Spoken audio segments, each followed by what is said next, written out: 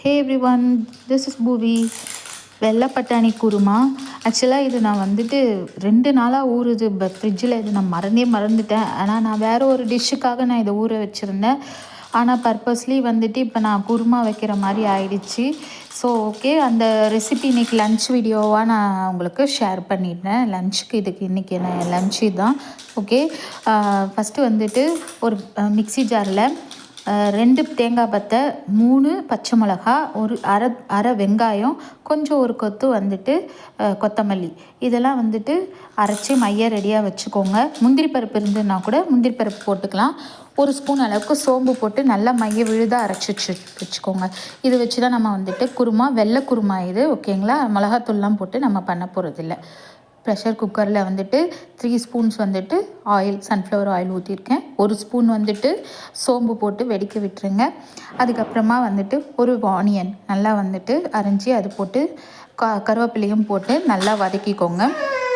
நம்ம வந்து இதுக்கு பட்டை லவங்கம் அதெல்லாம் நான் எதுவும் போடலை, வெறும் சோம்பு மட்டும்தான் போட்டு செய்ய போகிறேன். சரிங்களா?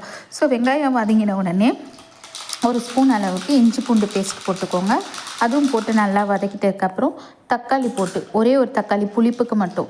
வெள்ளை குருமா தான், ஆனால் வந்துட்டு தக்காளி போட்டு ஒரு புளிப்புக்காக நான் வந்து தக்காளி போட்டுக்கிட்டேன். ஸோ வந்துட்டு அதுவும் நல்லா ரெண்டும் வதங்கினதுக்கப்புறமா வெள்ளை பட்டாணி ஊற வச்சுருக்கோம்ல, கண்டிப்பாக வந்துட்டு ஒரு நாள் ஃபுல்லாக ஊறணுங்க. அது அப்புறம் கொஞ்சோண்டு மீல் மேக்கர் வந்துட்டு ஒரு ஃப்ளேவருக்காக வேண்டி நான் அதை ஆட் பண்ணிக்கிட்டேன். நீங்கள் இது கூட காய், பீன்ஸு, கேரட்டு எது வேணால் போட்டுக்கலாம். ஸோ இந்த மாதிரி அரைச்சி வச்சுருக்கோம்ல, இந்த தேங்காய் எல்லாத்தையும் நல்லா மையாக அரைச்சி தண்ணி எவ்வளோக்கு நீங்கள் கலந்துக்கணுமோ கலந்துக்கோங்க.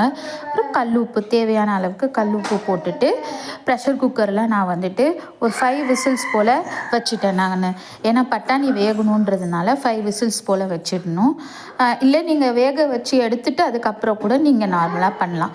ஸோ எல்லாம் பண்ணி வேக வச்சதுக்கப்புறமா அந்த ஒயிட் கலர் குருமா ரெடி. கடைசியில் கொத்தமல்லி போட்டு இறக்கிட வேண்டியதான். இது எனக்கு லன்ச் மெனு. நான் இன்றைக்கி சாப்பாட்டுக்கு நான் இது செஞ்சுட்டேன். இதை இட்லி, தோசைக்கு, சப்பாத்திக்கு கூட நீங்கள் தொட்டுக்கலாம்.